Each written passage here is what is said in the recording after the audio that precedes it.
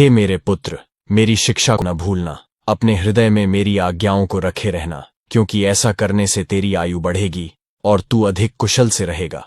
कृपा और सच्चाई तुझसे अलग न होने पाए, वरन उनको अपने गले का हार बनाना और अपनी हृदय रूपी पटिया पर लिखना, तो तू परमेश्वर और मनुष्य दोनों का अनुग्रह पाएगा।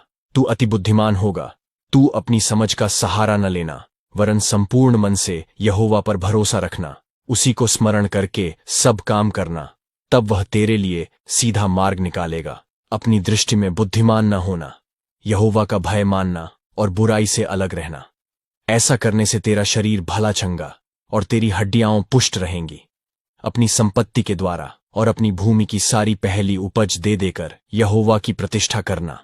इस प्रकार तेरे खत्ते भरे पूरे रहेंगे और तेरे रसकुंडों से नया दाख मधु मंडता रहेगा।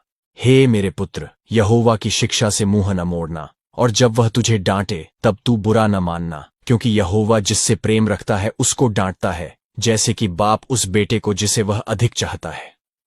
क्या ही धन्य है वह मनुष्य जो बुद्धि पाए और वह मनुष्य जो समझ प्राप्त करे, क्योंकि बुद्धि की प्राप्ति चांदी की प्राप्ति से बड़ी और उसका लाभ चोखे सोने के लाभ से भी उत्तम है। वह मूंगे से अधिक अनमोल है, और जितनी वस्तुओं की तू लालसा करता है उनमें से कोई भी उसके तुल्य न ठहरेगी। उसके दाहिने हाथ में दीर्घायु और उसके बाएं हाथ में धन और महिमा है। उसके मार्ग आनंददायक हैं और उसके सब मार्ग कुशल के हैं। जो बुद्धि को ग्रहण कर लेते हैं उनके लिए वह जीवन का वृक्ष बनती है, और जो उसको पकड़े रहते हैं वह धन्य है। यहोवा ने पृथ्वी की नींव बुद्धि ही से डाली और स्वर्ग को समझ ही के द्वारा स्थिर किया।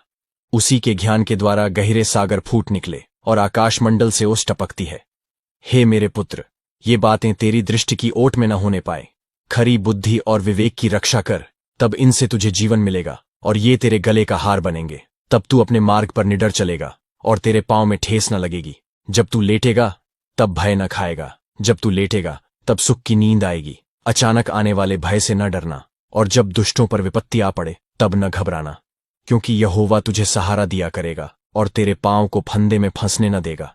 जिनका भला करना चाहिए, यदि तुझ में शक्ति रहे तो उनका भला करने से न रुकना। यदि तेरे पास देने को कुछ हो तो अपने पड़ोसी से न कहना कि जा कल फिर आना, कल मैं तुझे दूंगा।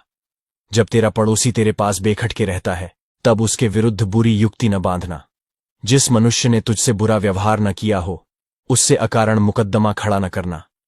उपद्रवी पुरुष के विषय में डाह न करना, न उसकी सी चाल चलना, क्योंकि यहोवा कुटिल से घृणा करता है, परंतु वह अपना भेद सीधे लोगों पर खोलता है। दुष्ट के घर पर यहोवा का शाप और धर्मियों के वासस्थान पर उसकी आशीष होती है। ठट्ठा करने वालों से वह निश्चय ठट्ठा करता है और दीनों पर अनुग्रह करता है। बुद्धिमान महिमा को पाएंगे और मूर्खों की बढ़ती अपमान ही की होगी। ये लिखा हुआ है नीति वचन, अध्याय 3 वचन 1 से लेकर 35 तक।